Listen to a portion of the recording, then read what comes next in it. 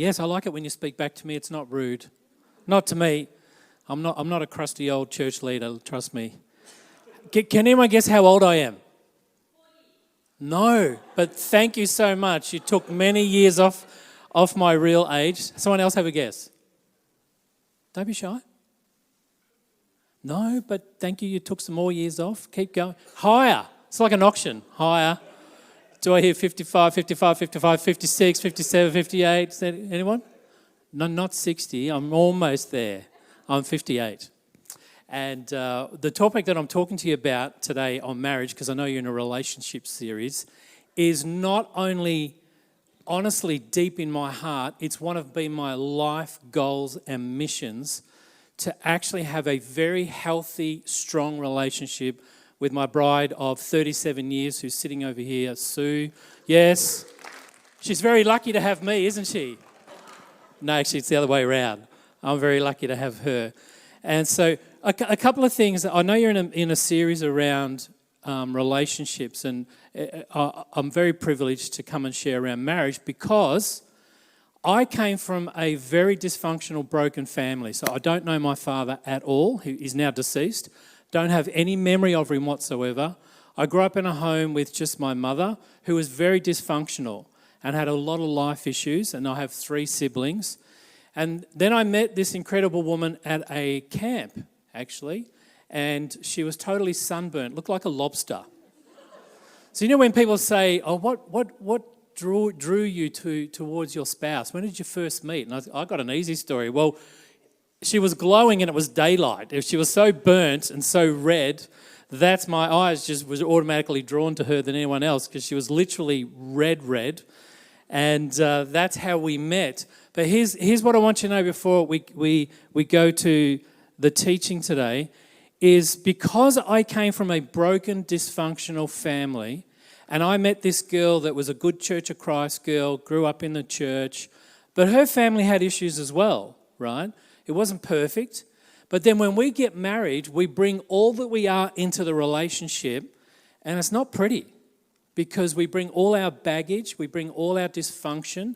And even though we're Christian, it's not automatically miraculously changed somehow. In fact, it gets highlighted when you enter into a long-term relationship and start living with someone else who at first you think is wonderful and can do no wrong. You know, it's called infatuation when you meet someone and you fall in love.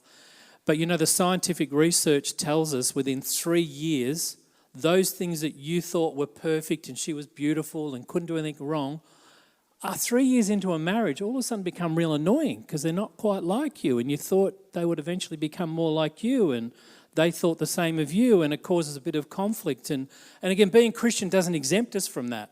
So I'm telling you that because Sue and I teach a lot about marriage, but from our personal experience, not just from a spiritual point of view, which is very important, I'm not undermining that, but from a practical, and we have made it work very well. We have a very close, happy, intimate relationship because we've been intentional about it. Intentionality around relationships is key. You know, if you want to have a good marriage, it's every little choice, every momental choice that you make through the day is what makes a difference. It's not the big decisions about where we live, what career we have, how many children we have, what church we go to. It's not the big stuff, which we think it is. It's actually, this is what science tells us, have you been a really good friend to your spouse today? Because if you haven't, it creates a whole lot of issues for you emotionally and relationally. So here's the question I'm going to pose to you, because most of you are younger than me. I'm 58. I can't tell you how old my wife is. That's rude. So I won't do that. I'm going to get her to come up in a few minutes' time, by the way. She can tell a bit of our story. But do we need marriage today? Now, I'm trying to be as honest and as direct as I can. So it's not a typical sermon from a pastor. I want to be raw and real if we can get there. Do we need to actually get married today? So a number of things have happened in recent human history in the West that was new, that never took place in previous centuries or millennia. So one of them was what's called no-fault divorce. So if you get married and you're not getting along with your spouse, in the late 1970s, in most Western countries, they made it easier for you to get divorced legally. Prior to that moment, you had to show there was some infidelity or there was some irreconcilable difference that was causing trauma and difficulty in your relationship. It was very hard to get a divorce prior to the late 70s. But, in Canada, the US, Australia, most Western nations, UK, they came up with this legal idea of you didn't have to prove who was the person at fault, for instance, that had an affair to get a divorce. You just had to say, we're not getting along.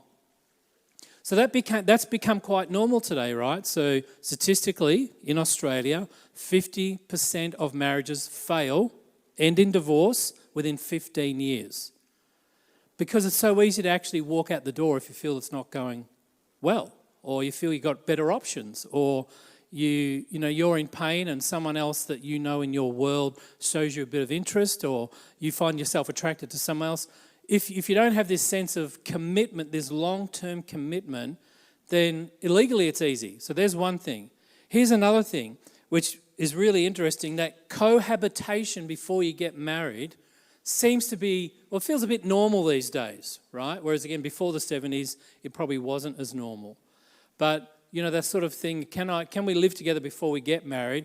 And then, of course, what often happens is some people never marry, but they cohabitate. And it's almost celebrated or feels like, what's wrong with that? By the way, pardon me, statistically what they don't tell you is people who cohabitate and never want to marry, their separation rate is much higher than those who legally get married. They don't tell you that the media doesn't tell you that, but that's statistic fact in Australia. Stats also reveal that people on low incomes choose not to marry for a couple of reasons. One of them is they think it's very expensive to get married, which of course it is. What's the average wedding cost these days? Does anybody know?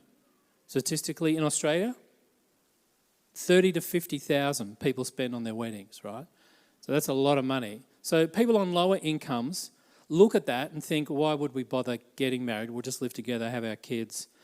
Politicians don't have the same ethical boundaries and liberalism that drives a lot of decision-making, particularly in our country today and in other Western nations. They don't reflect any sort of Christian values. Liberalism pushes the boundaries for self-expression in sexuality and in gender. And so when you think of all the other issues that come up around the broader culture that you and I sit in as people who follow Jesus, the culture around us doesn't share the commitment or the belief systems that we have around marriage. But I'm not sure that all Christians know why we think marriage is a good idea. We know it's in the Bible. So in our reading today, actually put up that slide for our reading, Hebrews 13 verse 4. And to give you a little bit of context, I chose a paraphrase called the Message Translation because it brings out a bit more emotion. I know it's not technically correct as a translation, by the way. I teach exegesis and hermeneutics, so I used to teach how to choose a Bible translation. But what I like about this paraphrase is it pulls out a bit of feeling that the Greek actually has in the words here. So it's not a direct translation, but the concept of, God does draw a line. There is this thing where God says, sexual relationships are designed for a marriage covenant, lifelong relationship. And if you do anything with your sexuality outside of that, there are consequences to that. It's not necessarily just God judging you, but the way He has designed for humans to live out their lives, including the sexual component of our lives, He's designed it to take place within a marriage relationship. And so I'm going to explore a couple of emotional and psychological things around the breakdown of a marriage or a relationship that probably we don't always think about or talk about in church, but it's still part of the system that God has designed, even though it may not be listed in the Bible. And that's why God says here, everyone should honour marriage. Every one of us should do it. And in fact, we should guard against falling into a romantic sexual relationship that's outside of marriage, because there are consequences to it. And it's not God's judgment. It's not like God saying, I'm going to get you now, you broke the rules. It's the fact that He's set up a way that it works best. It's His expression. And so we just don't realize that when we are influenced by the culture, when you're on Instagram or you're on Snapchat or you're on, what's the video one? I keep forgetting. You see, I'm 58. Do you think a 58-year-old's on TikTok? I don't have time for TokTik or whatever it's called, right? But, let me tell you something. Those algorithms will send you things that actually you've watched because something's attractive, like a person's attractive, or you like how they look. And so that algorithm is going to keep feeding you that stuff, and your eyes, what you watch, creates this ideology in your head and in your heart of what you think the perfect spouse should look like, act like, be like. And that's not reality. As most of you will know, if you think around it for just 5-10 minutes, social media gives us a polished version. It's not true. No one lives in that space and looks and acts like that 24/7. And when you get some social media influencers that will sort of show themselves without makeup or when they first get up in the morning, and you go, oh my gosh, they look just like me. In fact, they look worse than me at 5 o'clock in the morning, right? That's when you come to church at 5 a.m. next week, when you lose a bit of sleep. So we're getting all this stuff from our culture, but it's actually not true. It's not something that anyone can actually embrace, that beauty, perfection. No one can live there, not even those people that look like they are. They can't do it. So Hebrews 13:4, where God says, honour marriage, which, by the way, in the Greek literally means it has a great price. To honour something, if Paul wrote this, which we think he did, he's saying here this idea of giving yourself fully sexually to another human being is a great price, and that's why it's in marriage. That's why it shouldn't happen outside. So biblical old English language or Greek words around fornication, adultery, so any sexual expression that happens outside of a marriage relationship, they're the words that the Bible uses. And so we have this concept that it should be honoured or a great price, or other translations rightly from the Greek use the word precious. Marriage is precious.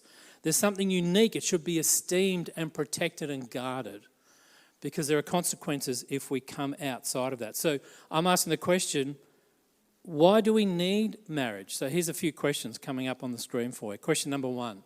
Why does God say in Hebrews 14 verse 3, at least in the paraphrase of the Message translation, I draw a line for casual sex or illicit sex? Why would God say that? Why would he, in maybe a more formal translation, it says that, the sexually immoral will be judged?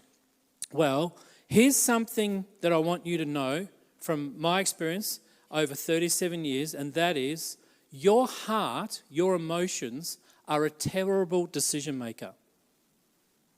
Let me say that again. Your heart, your emotional side, is a very bad decision maker. Now, I'm not going to ask you for a show of hands, but I would guarantee many of us in this room have fallen in love with someone and then fallen out of love with someone. Because our hearts actually are quite deceptive. And what we think the other person, this is part of the issue, can give us. So really, often our emotions when it comes to infatuation or romantic notions, they can actually deceive us because we think that other person's going to fulfill us or make a difference to us. We're not thinking about them. We're thinking about ourselves. So part of the challenge here is why God draws this line, to use this phrase, is that feelings are fleeting. And if we express ourselves fully or vulnerably to another human being before we make a lifelong commitment, you can fall in and out of love so quickly. Feelings come and go, even in a marriage relationship. Sometimes you can feel very close to your spouse. Other times you feel very separated. Emotions is not something that you build a lifelong relationship on. You need much more than that. Now, emotions are part of it, but if that's your driving choice decision-making factor, is how you feel about someone, then you're going to hit some rocky waters pretty quickly at some stage. You're definitely going to hit them, because Most of our emotions when we first meet someone is infatuation. This idea of wow. You know, when I first saw Sue and she was totally lobster red sunburn, I had the wow moment. You know, like Adam when he saw Eve, he goes, this is flesh of my flesh, bone of my bone. He went, wow, in Hebrew. That's an amazing Hebrew poetry statement in Genesis chapter 2 and 3.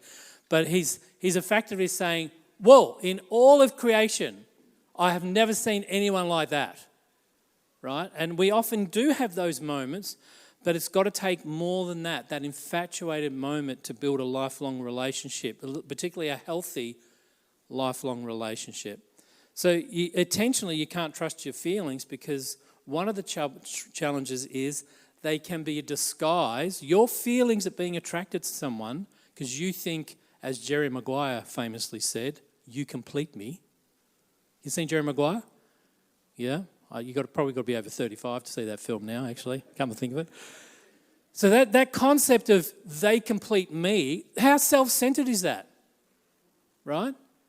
That's actually not a full picture of what love is. If you think the other person is going to complete you or make you feel like you're the only person in the world and, you know, you got all this emotion and adrenaline and endorphins running through your brain, through your heart, through your blood system, your heart jumps out of your chest. We need those moments, but that's not enough because sometimes that's your insecurity saying, I feel defective. And really, you bring your insecurities into a relationship unless you deal with your insecurities and the other person brings their insecurities. So effectively what happens is when people get married, you have two insecure and two immature people coming together and thinking they're going to live happily ever after. And that's not how it happens unless there's intentionality at dealing with yourself. You can't change anyone else. I can't change Sue. She can't change me. But I can work on who I am and she can work on who she is. But the immaturities come out, the insecurities come out, and often the attraction we think we had for someone is actually a disguise of how deficient we actually feel personally. We think we need someone else to be happy, for example. Second question, what is love? I mean, is it this attraction, infatuation? Is it about romance? You know, is it, what's that show called? Married at First Sight? Well, what an atrocious picture of relationships, right? And I know there's a whole lot of other ones, and again at 58, I couldn't be bothered watching them, but I'm sure some people watch them. I think it's the most highly rated show in Australia, actually, Married at First Sight. But it's not an accurate picture of what it takes a relationship to last and to be happy. And is it self-fulfillment? Is love sacrifice? So is love about me ministering, serving, sacrificing to the other person, so my spouse, or is love about you feeling that you're loved and your needs are met and you're happy? Which is it? So here's the problem. Our broader culture is telling us all this stuff about what love is when you watch a love movie or a love story. But as Christians, we know from experience, in fact, we have a model of love through God and through Jesus that is nothing like the culture that tells us a definition of love, where love is more self-centered. Our understanding of love is it's sacrificial, that it brings out the best in someone else. It's laying down your life for someone else, to nurture them, protect them, to help them grow and mature. It's not about your needs being met, but that's what our culture around us tells us all the time. It's about our need. And here's one of the challenges, I think, is we think we have to find the right person. At least from my Skippy Anglo culture, right? When I was, 17 in youth group at church, just become a Christian, everyone in the youth group had a list of the type of person they wanted to marry. I don't know if that still happens. Don't put up your hand if you've got a list, because you won't like what I've got to say about it. So, people they wanted, a certain hair colour, a certain height. Person had this career, had this much money, or lived in this area, or was from this type of family, had this type of character.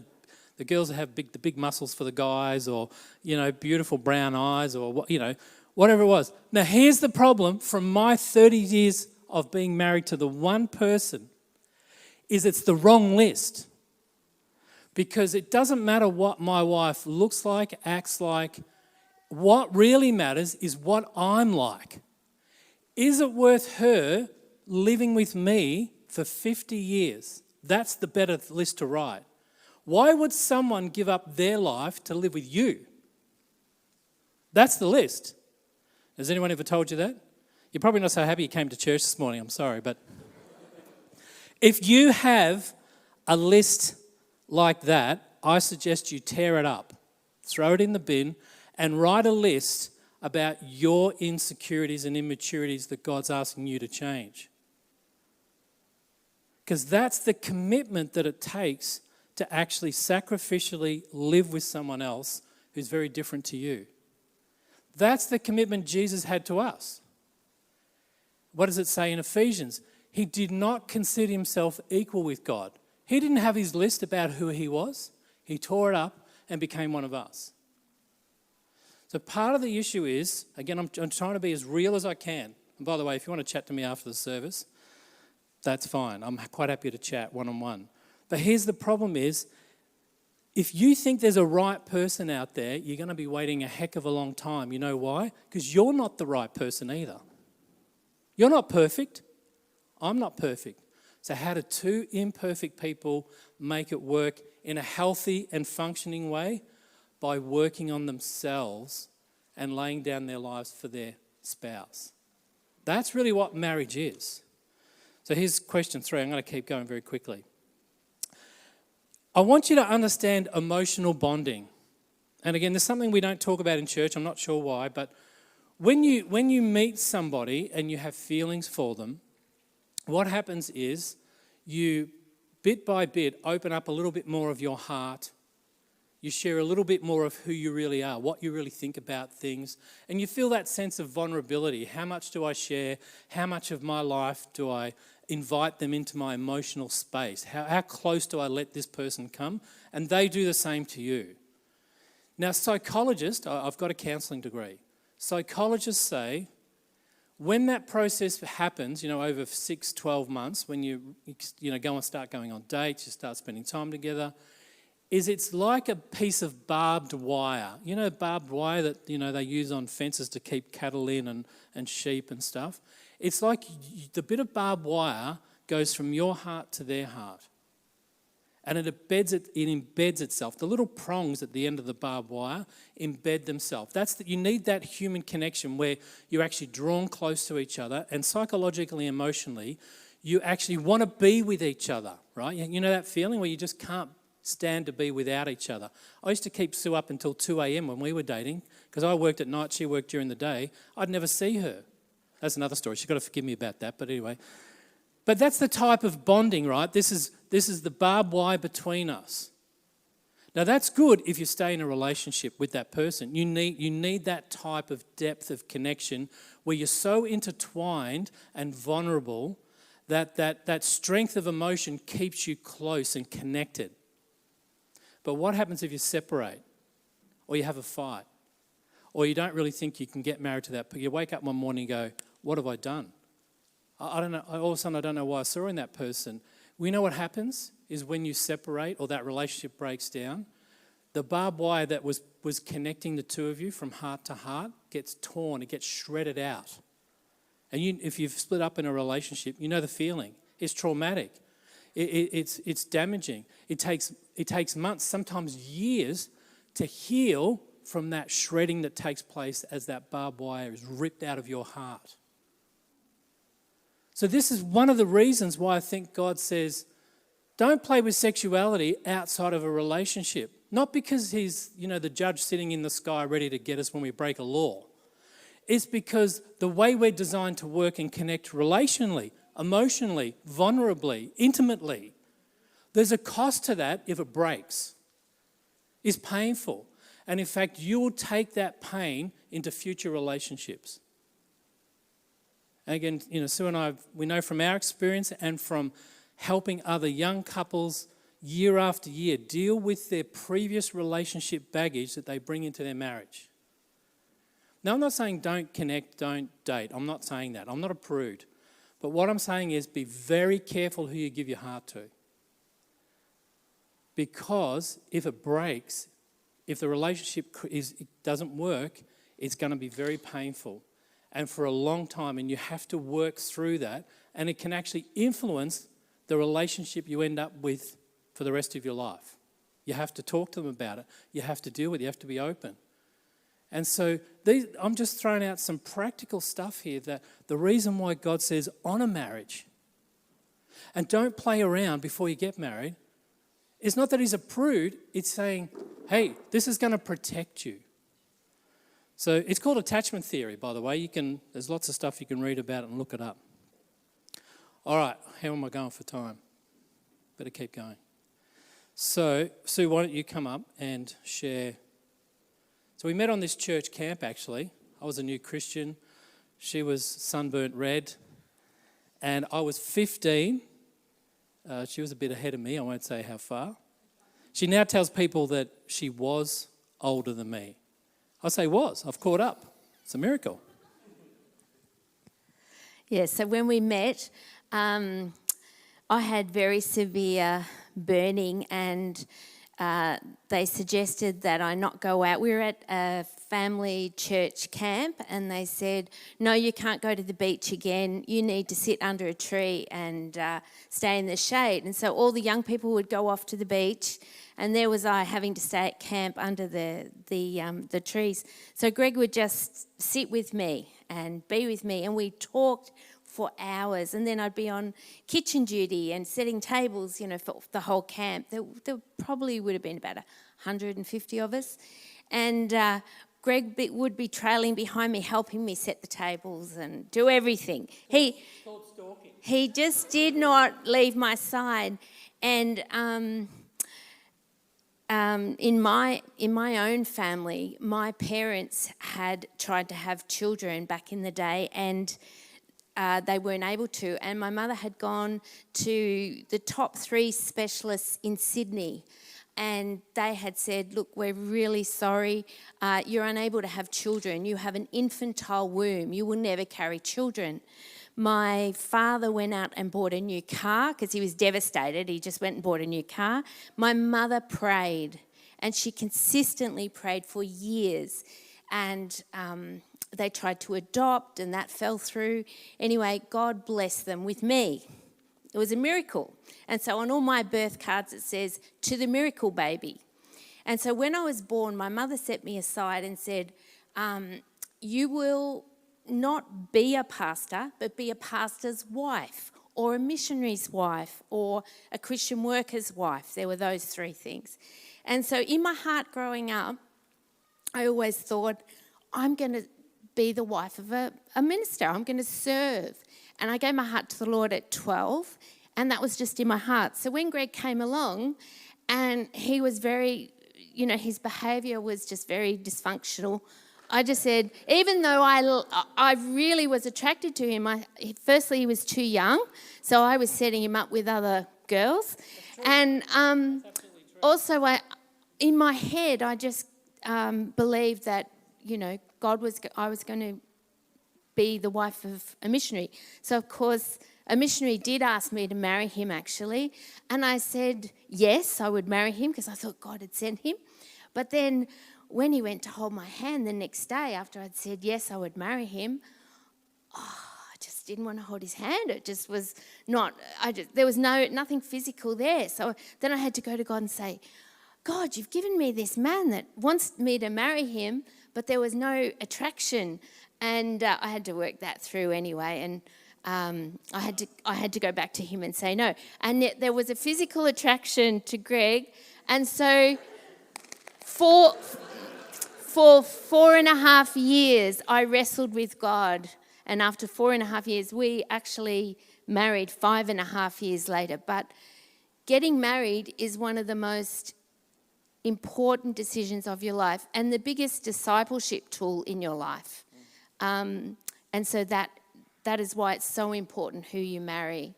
And we're happily married. So when Sue said that, I was quite dysfunctional, I'd lived in a boys' home. I was a ward of the state, uncontrollable. My mother couldn't control me. I didn't finish school. I got kicked out of school. I got picked up by the police for living on the streets, like running away from home. And this is a good Christian girl, right, brought up in a Christian home. So you can imagine when I said to her, would you marry me? What did you say? Definitely not. Not. That's right. So really what you see in us today, we are genuinely still in love and close, but it's because I took responsibility for who I was and asked God to change me. I had to deal with my stuff. And because I didn't know my father, didn't have a good relationship with my mother, one of the things when I became a Christian, I was determined that I would become the type of husband and father that I could see in the Bible, but I'd never seen in person. I didn't have a role model myself. So rather than being frustrated or disappointment or carrying a wound that my dad didn't stay or had a relationship with me ever, like I've never met with him, rather than being bitter about that, I used that to say, right, if I get married, I'm going to stay married. Now, I didn't know how I was going to do it. I had no idea. And I was going to church, I was attending relationship talks, but I didn't find them very helpful, to be quite frank. I just didn't find them they were a bit too super spiritual. And I needed some practical help because I knew I was dysfunctional, but I wanted to stay married to Sue until the day I die and be faithful to her, and also to be a good father. So here's one thing that I did as a brand new Christian. I'd get up at 4 a.m. I worked in a commercial bakery. We used to cook all the food for the universities when we were first met. And so I used to finish work around 2:30 in the afternoon because I started so early. On the way home, going through the city on a tram, I'd stop at St. Paul's Cathedral. Not that I was particularly Anglican or anything, but just to pray, God, I think I've met this girl that I want to marry, but I know I'm so far from imperfect. I would pray every day. I would stop there on the way home from work and pray about what I should do around our relationship. The other thing I did was, again, because I knew nothing about how to be a husband or a father, as a new Christian, I read every Bible story and Bible teaching around being a good husband and a father. So I read narratives, so like the stories of Joseph. I read the commands about Ephesians 5, about husbands, lay down your life for your wife as Christ loved the church. I knew I needed help because I was determined that we would have a good family. And now I have 3 other siblings. All of them have broken relationships. Some of them have children to people they don't ever see. They don't see their own children or the person that gave them that child. Out of the 4 of us in the family, I'm the only one really that's got a healthy, functioning relationship with our children and with my wife. But it's because I worked on who I was and because of her commitment to actually make sure that God wanted her to marry me. So tell them a story about when you eventually said yes to me. By the way, I'm the king of rejection because I would ask her to marry me every second day and she'd say no. I just took no for an answer, right? I just don't take no for an answer. So I just kept going. So, you keep living life, and I had gone to Sydney to care for my grandmother because my aunt had gone away on holidays, and I'd taken my mum, so the 2 of us were looking after my grandmother. And there was this woman my grandmother was in a nursing home, and we'd be there during the day, and there was a woman next door to my grandmother, and I just felt that was going to be me if I didn't get married. And so I was asking God, and I had a little locket on, and I had a picture of Greg in my locket, even though I'd said to him, no, no, no, no. And I just felt God say, marry Greg. And I'm like, God, and yet I still could see that he wasn't perfect, but I said, God, is that right? Am I to marry him? And, it was like 4.5 years on by this stage.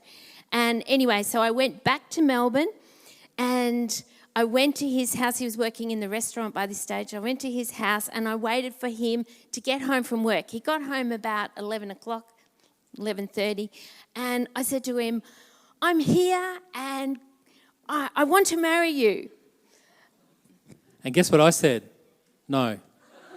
It's too late. I've been asking you for 4.5 years. You'll change your mind in 2 days' time. No. I felt God was going to call me. I started working for Teen Challenge on the streets of St Kilda, with the prostitutes, the addicts. I said, that's where my life's going. I'm sorry, you had your chance. You had 4.5 years, you kept saying no. I can't risk you saying no to me again. I wasn't very smart, was I, by the way? Just throwing it out there. I don't know how I got home that night because I cried all the way home, just saying, God, I've lost the man of my dreams. That was, yeah. Oh, is that all? Do you want to say anything? Well, then I started praying. I'd take my Bible to work, and during lunchtime I'd be there. I was constantly like, oh, God, what have I done? I've lost him. And 6 weeks later, on the Queen's birthday, I get a call in the morning, and my dad said, this is the days when you had, a home phone. You didn't have mobiles. There's a call for you. And I said, who is it? He said, Greg. And I knew 3 Gregs. And I said, my Greg? And he said, yes. I ran to the phone, and Greg said, hi, there's a movie on in town. Would you want to go? It's an old film, Casablanca. And I'm like, no. Why would I say no? I was like 6 weeks saying, God, I've lost the man of my dreams. I said no. Anyway, half an hour later, he sweet talked me round. And then that night, I said to him, so are we getting married? And he said, we've just got back together after all this time. And I said, yes, but I just know in my heart that God's put us together. Anyway, not long after that, we got engaged. Yes, yeah. Clap. Thank you. Thank you, Sue. She doesn't like public speaking, so I had to ask her to do it this morning. So let me finish we're telling you a part of our story because we're just real people, right? I think sometimes you think, Pastor Greg's coming to speak. I'm just like anybody else, right? The title pastor doesn't exempt me from wrestling with the key stuff that we all wrestle with. And in fact, I've got this sort of unwritten rule in my head. I never speak on a subject that I haven't had to deal with myself. Because it has theology and spirituality, the way we live our faith, has to be embedded into our lives, our everyday, ordinary, Monday, Wednesday life, right? Not just what we do on Sunday. And so we honestly just real people like anyone else. But here's what the commitment I made before God, that we would never separate. We would never get divorced. Now, we weren't perfect when we first got married, nowhere near close. But I had to learn, and another day I could tell you a whole story around how that happened, but I had to learn how to deal with myself, not anybody else, not put it on her. I knew I was broken and dysfunctional. I was a Christian, but I was dysfunctional. But I had this absolute commit and drive that I was going to have a healthy marriage. Not be like my mum and dad, not be like my parents. We have this internal phrase, Sue and I, we're not going to be like, we call them the dining dead. When you go to a restaurant and there's an older couple sitting in the table near you and they have their meals, they never say a word to each other, for an hour and a half. We're not that way, right? And we were focused, even when I was much more immature, we were focused that we were going to be a close, connected, healthy couple. We didn't know how we were going to get there as a destination, but we were both determined that we would do whatever it takes to get there. So what you see today, you see the result of 37 years of marriage, but with that attitude. We are going to be a healthy, strong, committed couple. And that means it goes into our children because, my siblings are struggle. See, I got this theory. Whatever you don't resolve, you're destined to repeat. So when I look at my siblings, they're repeating the same brokenness that they experienced as a child like I did, because they have never resolved it. And you repeat it unconsciously. It's not as if you're thinking about it, but your dysfunction and brokenness and insecurity comes out, and it destroys the person you've married or the relationship that you've got. And so, there's no magic wand here. This is intentionality. I don't like using the word work. When people say, oh, marriage is work, it's hard work, it's hard work. I hate it when they say that, because it takes intentionality. It's not work as in this sense of I have to do this and no matter what the other person does.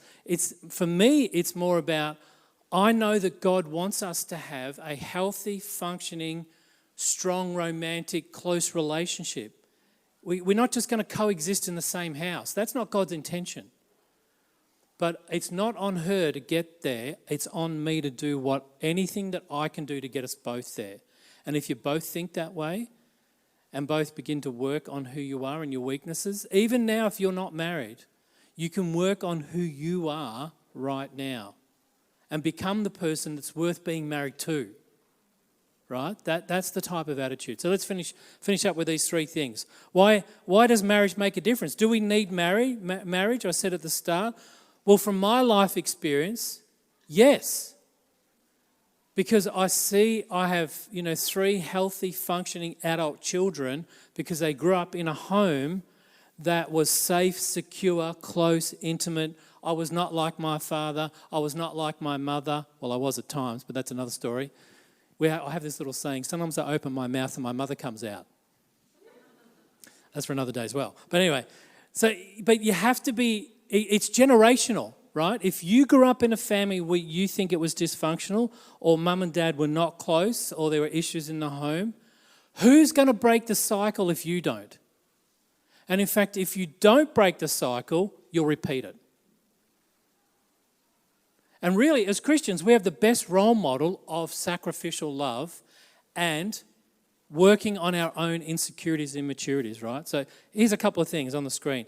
Number one, marriage. Why marriage make a difference? It protects your future. If you don't have multiple partners that you sleep with before you get married, it's so much easier. And if you have slept with other people and you're not married, if you stop doing that from today, it'll make your marriage so much easier in the future.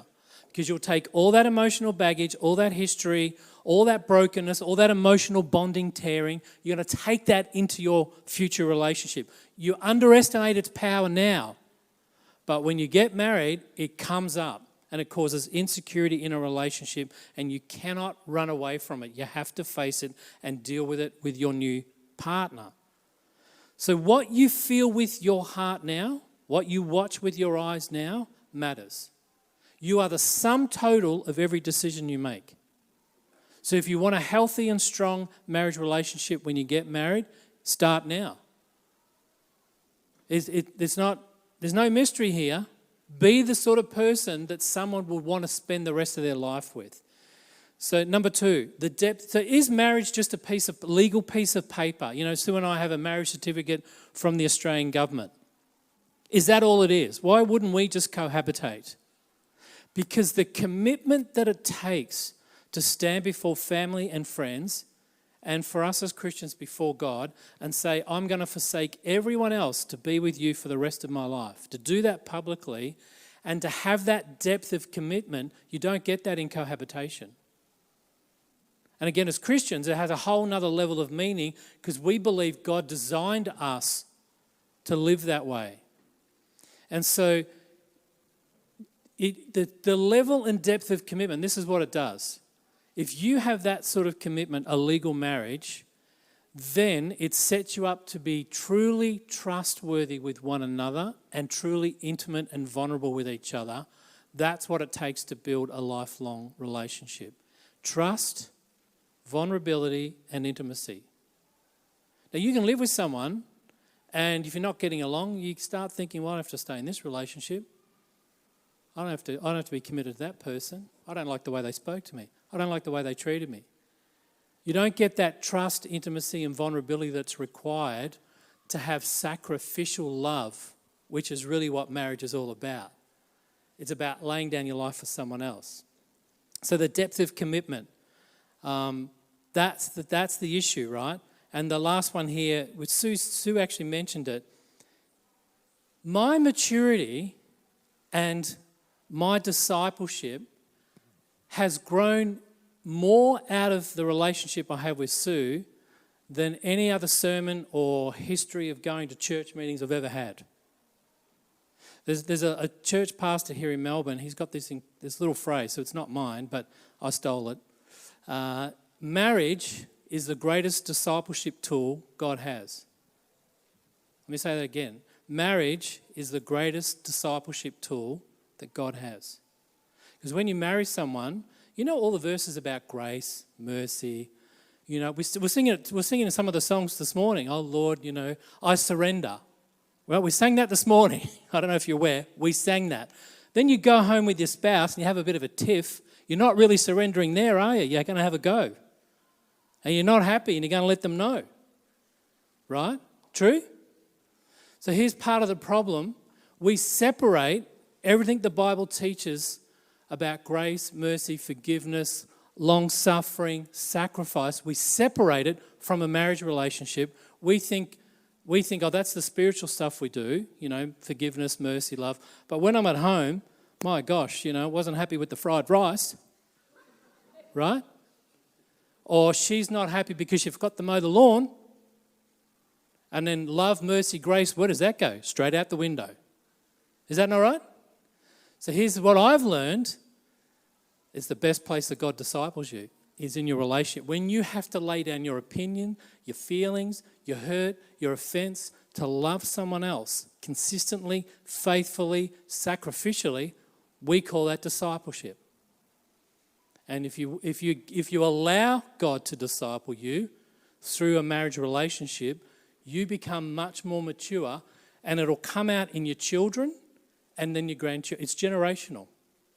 You want to make a difference in how your family history has handled marriage or relationships, then make a commitment in your heart to do it right and to ask God to disciple you. Because if you ask Him, He will. So maybe think about it before you ask Him. Right? If you're going to pray that prayer, He'll take you up on the offer. But marriage is the greatest discipleship tool. Because who else are you with 24/7? Nobody. The person you spend the most time with is your spouse. And God's going to use it if you allow Him to grow you. Thanks for listening today. Let me pray for you. Father God, none of us are perfect. And Lord, to live in relationship with another human being in the same home, to have a marriage covenant, and for all of the stuff that comes out of us, Lord, all our dysfunction or insecurity, our immaturity, and Lord, for that to lead to a breakdown of relationship. We know that's not your plan. And God, we can be almost too religious around this whole topic of how do we live with someone, give ourselves in vulnerability to someone else and live with them for all of our lives. When there are moments where we feel so close, there are moments where we feel so distant, or it's not working, or moments where we feel like it's incredibly working so well. Father, I just pray, Lord, that as Sue and I have shared today, every single person would have heard your voice, your correction, your conviction, your direction for their life. They'll live out their narrative journey under your watchful eye and through your Holy Spirit, different to us. But Lord, we all need you in our relationships. Help us to be not so religious that our spiritual lives are devoid or divorced from our romantic lives. And not just for ourselves, but maybe for our children. Even if we're not currently married or don't have children, for the future of actually setting up a new family narrative in history that celebrates the goodness of God, because we're living out the gospel right at home. And I pray this in Jesus' name. Amen. Amen. Thank you.